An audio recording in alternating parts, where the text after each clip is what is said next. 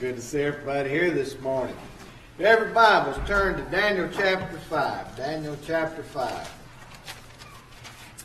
Well, we had a wonderful day already so far, and the installation of a good man as one of our new elders. We also had a big day yesterday. We had a door knocking day in which I would have been excited if we'd have had 10 people to show up to help door knock. We had 29 to go out into the community. We covered a pretty good area, distributed a whole lot of material, met a lot of folks, and so I'm convinced did a lot of good. And if nothing else, it got some of us out of our comfort zone and challenged us, and so I think it helped us to grow as a result. We also had the new member fish fry last night. We had a good turnout for that and had a good time for that. So it's just all sorts of wonderful things going on. I like going back to these stories that people know so well, because it's kind of like visiting an old friend that tells you a story that you've heard tell before, but it's such a good story. You certainly don't mind hearing it again. And that's the case of Daniel chapter 5. It's a story that's familiar to us, but it's a story that we need to hear again and again. Should never get tired of it. Just to set the stage, I think about Belshazzar, the king, Daniel chapter 5.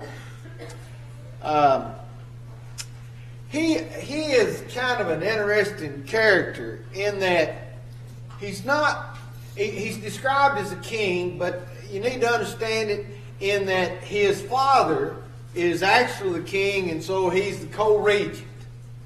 Now his father has put him on the throne, and he's off taking care of other business. He's also described in this text as the son of Nebuchadnezzar.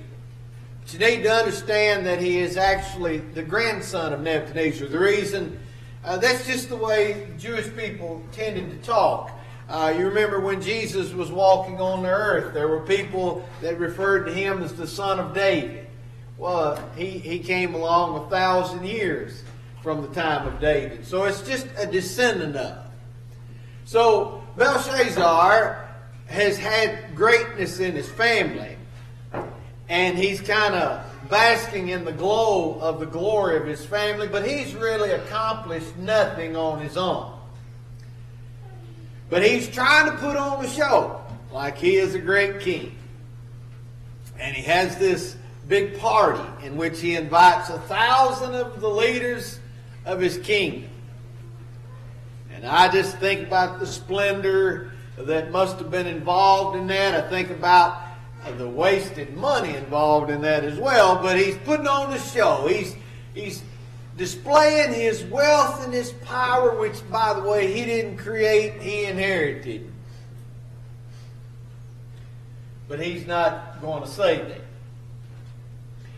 Now, he's got all of these people here, and they're celebrating the might of the Babylonian Empire. No doubt celebrating the fact that they are residing in one of the greatest cities of that time, probably the largest city of that time. A city who is surrounded by a massive wall that they just gave them a sense of security. I mean, as far as they were concerned, nobody could ever knock that wall down. Nobody could invade them. Probably basking in the glow of the wealth that they took from all the nations that they've conquered.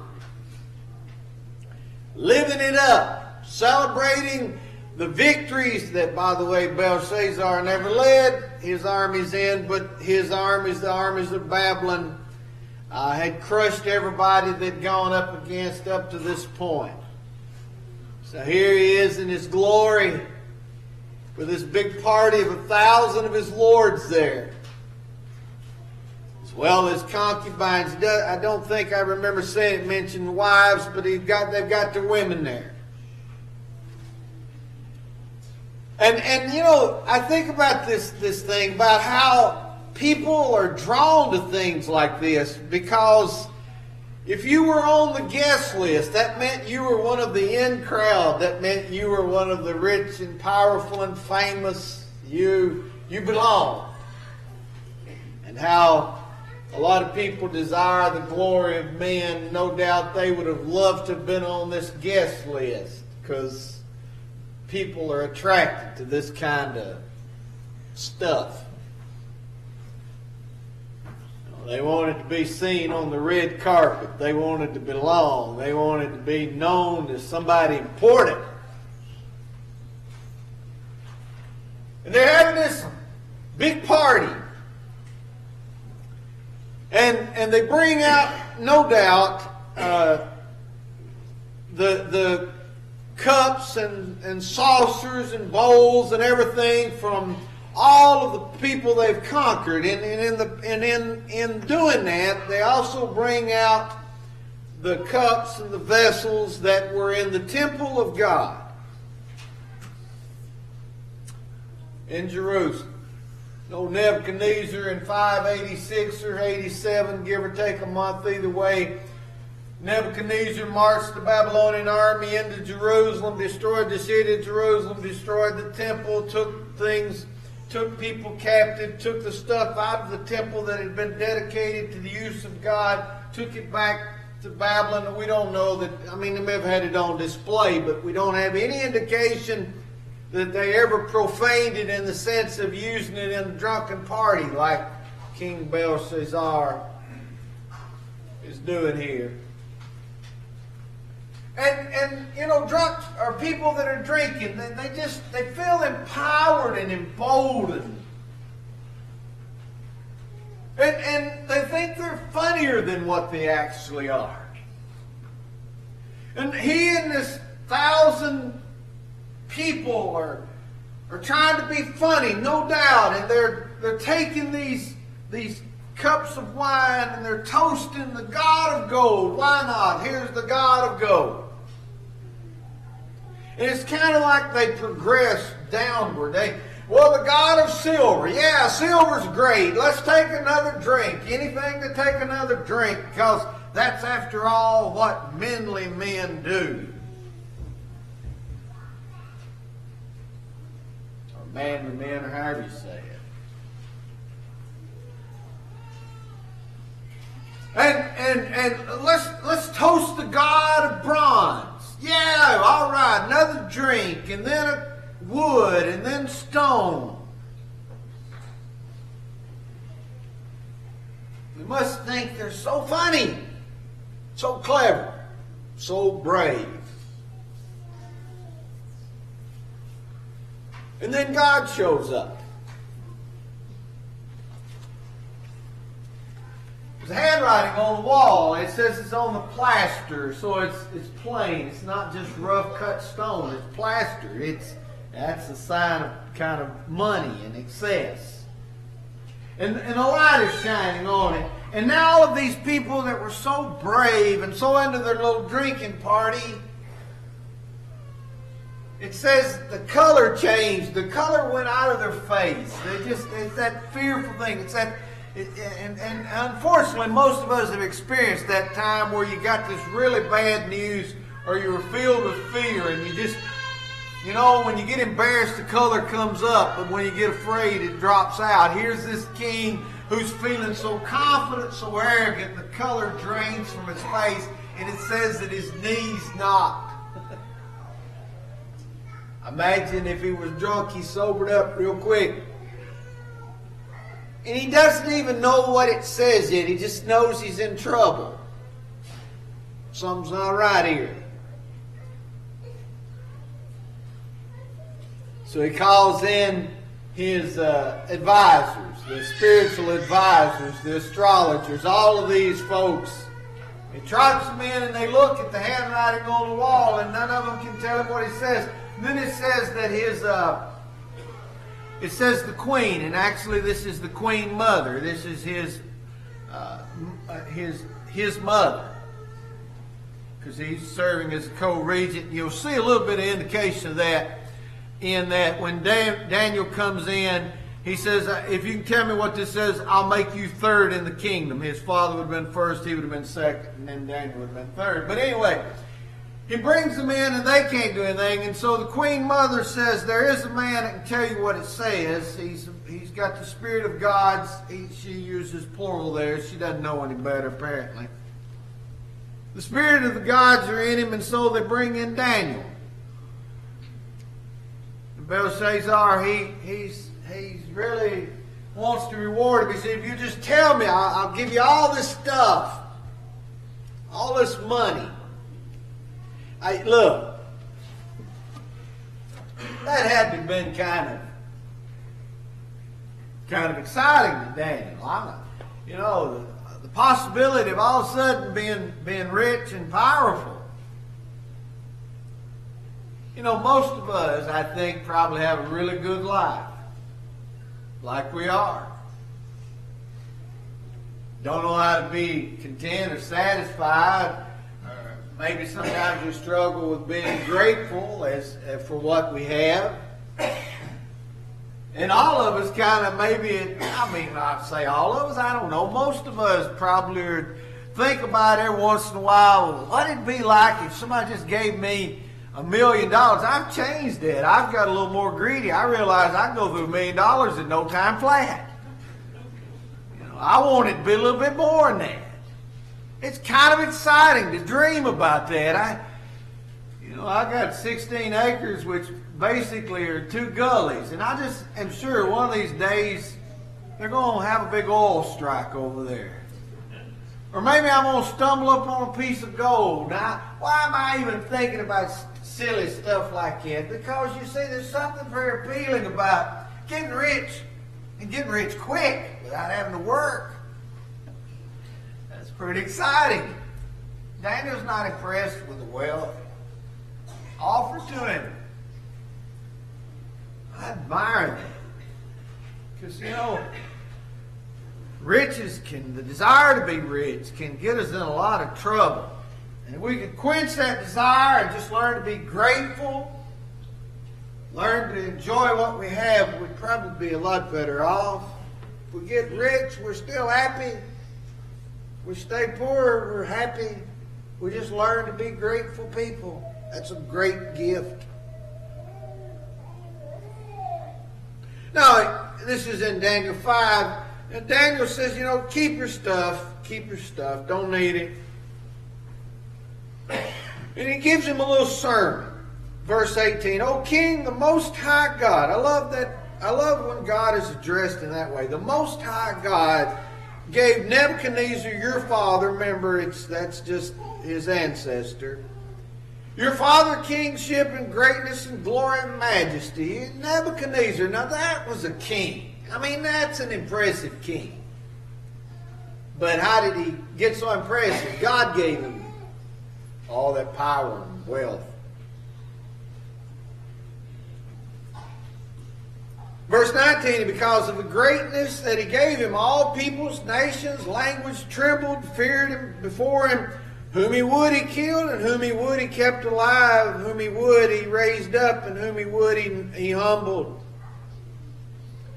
In verse 20, talking about King Nebuchadnezzar, when his heart was lifted up and his spirit was hardened so that he dealt proudly, he was brought down from his kingly throne, and his glory was taken from him. That's, if you want to read about this, and you should. This is just in the chapter before. The chapter before, Nebuchadnezzar has a dream, and he gets Daniel to interpret it. But what happens is on Nebuchadnezzar, that's a cool. His name is cool. I like Nebuchadnezzar's name. Maybe it's because it's a big word that I can pronounce. But Nebuchadnezzar's out walking around, and he's looking around the city of Babylon. He's built the Hanging Gardens of Babylon. One of the 7 wonders of the world, which we don't know really what it looks like because it got wiped out. Things happen like that. But you've got, he's looking at that, and he's looking at his massive city, and maybe the walls are still being built around the city, and he's looking at that and he says, look what I have done.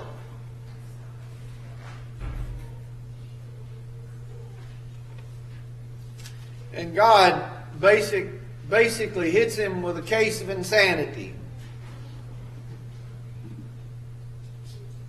And he wanders around like an animal. He didn't know what to do with it.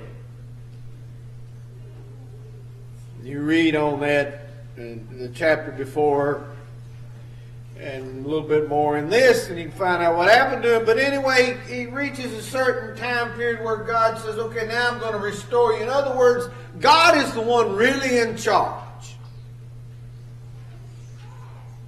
Now, verse 22, and you, his son, Belshazzar, have not humbled your heart, though you knew all this. Belshazzar, you know what happened to your granddaddy. Now, y'all listen to me on this. Most people that go to church don't really need to know that much more. We need to live what we know. Yeah. People don't like history.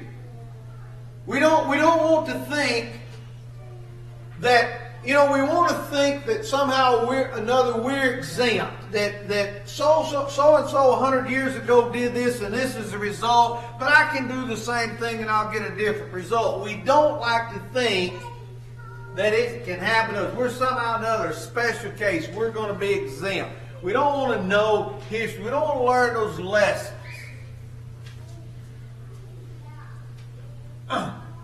Why? Why do we insist on this? Why do we insist on not learning from our predecessors? Why do we think we have to make the same mistakes?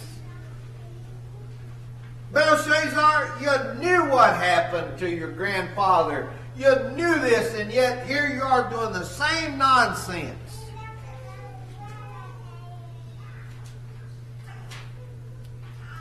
Oh, if we could just get people to live like they know they should.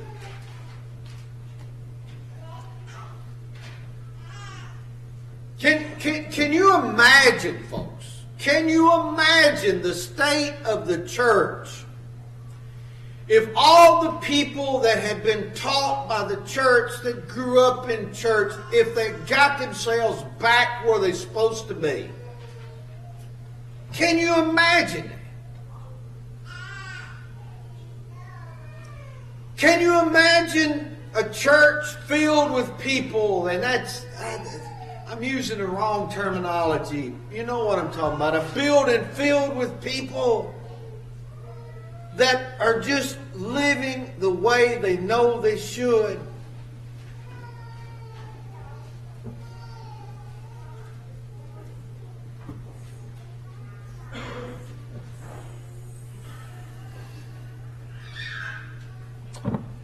Well, he goes on, he says, you praise the gods of silver and gold, of bronze and iron, wood and stone, which do not see or hear or know, but the God in whose hand is your bread, and whose all your ways you have not honored. That's such an incredible phrase.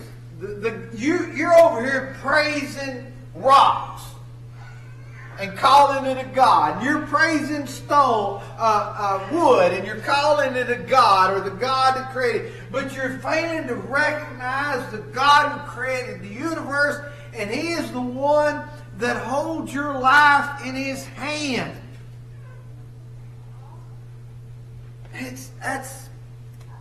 You're breathing right now because God is letting you breathe. Your heart is beating because God is letting your heart beat. He is the giver and sustainer of life. And it can be over the instant He decides it's over.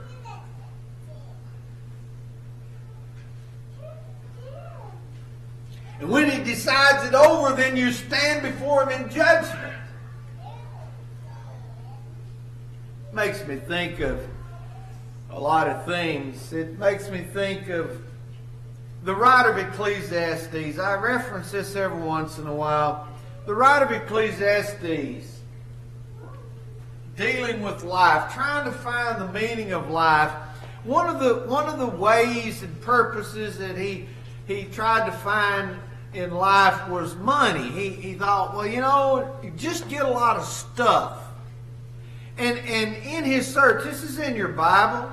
You can look it up, use concordance, because I don't remember the exact chapter and verse. But in his search for the meaning of life, one of the things that he says, and Ecclesiastes writer says, is that money answers everything. That's in your Bible. Money answers everything. Now, he was wrong when he said that. But that's when he was searching for what life was about. And he was searching in the wrong place. But he put so much energy into amassing wealth. And he had a bunch of stuff.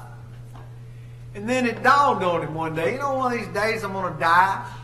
And I'm going to leave everything behind. And I may leave it to a fool who will blow it all. Yeah, it's bad when you're living for the wrong thing and you run into truth. That life is not about money. You won't leave it all behind, then what do you got? What do you got? Your life is spent chasing after stuff, then you're going to leave it all behind. It's like Luke 12, the rich farmer who had the bumper crop and said, I'm going to knock down my barns, build bigger, I'm going to retire early. Oh man, that's so exciting. I'm going to retire early. And God says, you fool. That's what he said. This night your soul is required of you. Then who does all this stuff belong to? You've got nothing. When you're not living for God, you end up with nothing.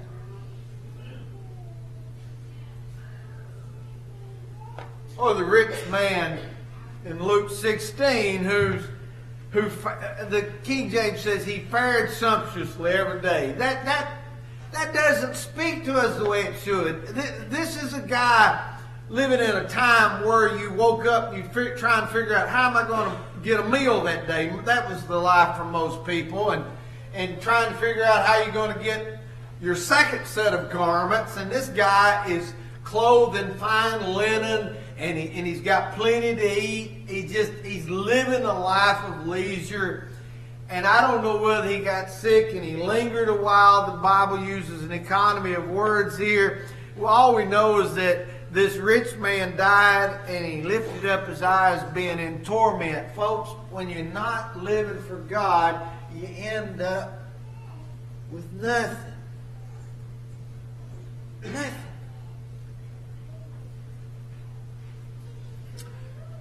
And you know the words Daniel comes in. He says, here's what this says. It says, many, many. 2 times it says that. You have been numbered. Your days have been counted. Your number is up. That would be a great way of saying what this is indicating. Your number's up. And then the next phrase is tekel, which means the phrase that we're most familiar with, and it's more detailed than this, but you've been weighed in the balances and you've been found wanting. You came up short.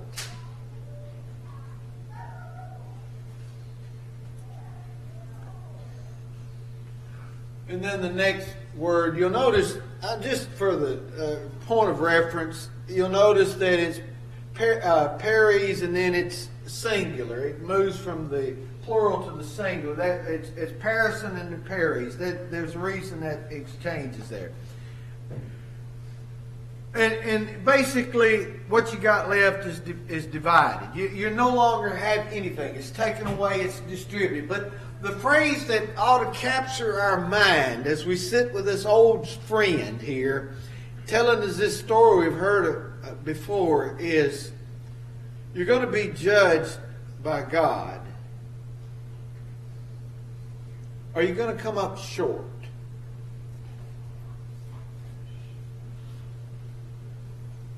Well, that's really got a lot to do with you, doesn't it?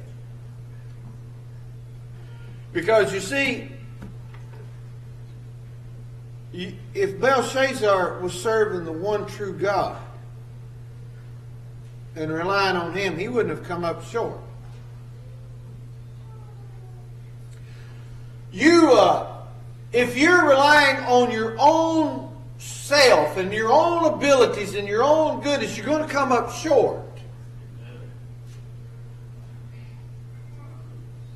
Now, if you rely upon God and His Christ, His Savior that He provided for us, Jesus, you're not relying upon your own goodness, you're relying upon His goodness. You're not relying upon your own righteousness, you're relying on the righteousness which comes from God through Christ, through faith.